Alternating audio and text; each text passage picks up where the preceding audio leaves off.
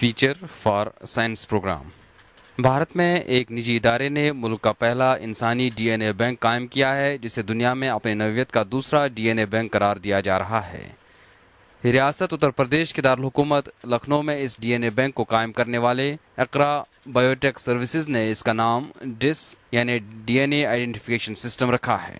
Company کے director doctor سعید احمد کا کہنا ہے کہ اس سسٹم کے ذریعے کمپیوٹر کا ایک بٹن دباتے ہی نہ صرف بھارت بلکہ دنیا میں کہیں بھی کسی شخص کے بارے میں تمام تر تفصیلات پل بھر میں کمپیوٹر اسکرین پر آ جائیں گی۔ اس کے لیے متعلقہ شخص کے خون کے قطرے سے ڈی این اے لیا جائے گا۔ اس کے ساتھ اس کی تصویر، انگوٹھے کا نشان، ریٹنا اسکین، ہینڈ رائٹنگ، لمبائی، پیروں کا سائز، شادی، والدین وغیرہ کے متعلق تمام معلومات نیز صحت اور بیماری کی تفصیلات لی جائے گی۔ ان تمام معلومات کو ایک سم کارڈ میں منتقل کر دیا جائے گا، جسے ایک اسمارٹ کارڈ کی شکل میں اپنے پاس رکھا جا سکتا ہے۔ ان تفصیلات کو سائبر اسپیس میں بھی محفوظ کر دیا جائے گا۔ ڈاکٹر سعید احمد کا کہنا ہے کہ یہ سسٹم سیکورٹی ایجنسیوں، محکمہ امیگریشن، بینکوں، مالیاتی اداروں، محکمہ ریلوے وغیرہ کے لیے کافی کارآمد ہوگا۔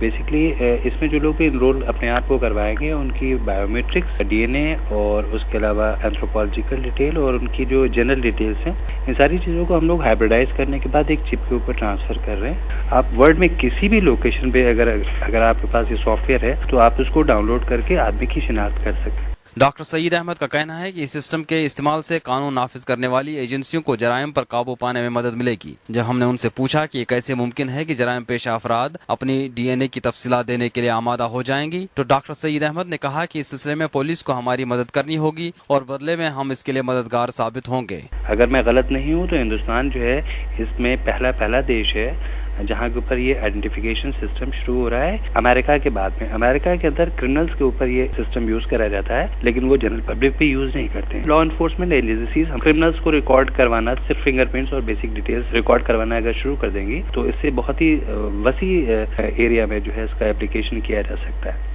ڈاکٹر سعید احمد کا کہنا ہے کہ یہ سسٹم روزمرہ کی زندگی میں بھی کافی مفید ثابت ہوگا۔ مثلا سڑک حادثات میں حادثے کا شکار ہونے والے شخص کے بارے میں چند سیکنڈ میں تمام تفصیلات معلوم کی جا سکتی ہیں، جس سے اس کی جان بچانے میں مدد ملے گی۔ روزانہ کی زندگی میں ایک اور میں استعمال بتاؤں، کوئی آدمی جو لوگ بہت زیادہ ٹریول کرتے ہیں اور وہ راستے کے اندر مان لیجیے کچھ ان کو طبیعت خراب ہو جاتی ہے، فینٹ ہو جاتے ہیں، تکلیف ایسی ہوتی ہے کہ ہارٹ اٹیک ہو گیا چلتی ٹرین کے اندر ہی، ایسی کنڈیشن میں سسٹم اگر ہمارے پاس چلتی ہوئی ٹرین کے اوپر سسٹم ہے تو لیپ ٹاپ سے آپ نے صرف اس آدمی کے فنگر پرنٹ کا ایک ریڈر اس کے اوپر انگوٹھا رکھا، اگر وہ سسٹم کا ممبر ہوگا ود ان اے سیکنڈ ایک نمبر آئے گا، اس نمبر کو جیسے لاگ آن کرا جائے گا فوراً اس آدمی کی پوری تفصیل نکلتی ہوئی چلی آئے گی۔ ڈاکٹر سعید احمد نے بتایا کہ بہت معمولی رقم تقریباً 1500 روپے دے کر کوئی بھی شخص ڈی این اے ڈاٹا بینک میں اپنی تفصیلات محفوظ کرا سکتا ہے، جو 50 سال تک محفوظ رہیں گی۔ جو بچے ہیں 10 سال کے، 12 سال کے، 8 سال کے، 6 سال کے، اور جو بچے بڑے بھی ہوں گے تو ان کی کچھ بیسک رنگ ہے، ہائٹ ہے، یہ سب چینج ہوگی، تو ایسی کنڈیشن میں ہم 2 سال کے اوپر ان کا فالو اپ کریں گے۔ بھارت کے پہلے ڈی این اے بینک کے ڈائریکٹر ڈاکٹر سعید احمد کا کہنا ہے کہ ابھی اس کام کی ابتدا ہے اور لوگوں میں اس سلسلے میں بیداری لانے کی ضرورت ہے۔ تاہم انہوں نے امید ظاہر کی کہ 1 سال کے اندر تقریباً 5 لاکھ افراد کو اس ڈی این اے شناختی سسٹم کے تحت لایا جا سکے گا۔ افتخار گیلانی،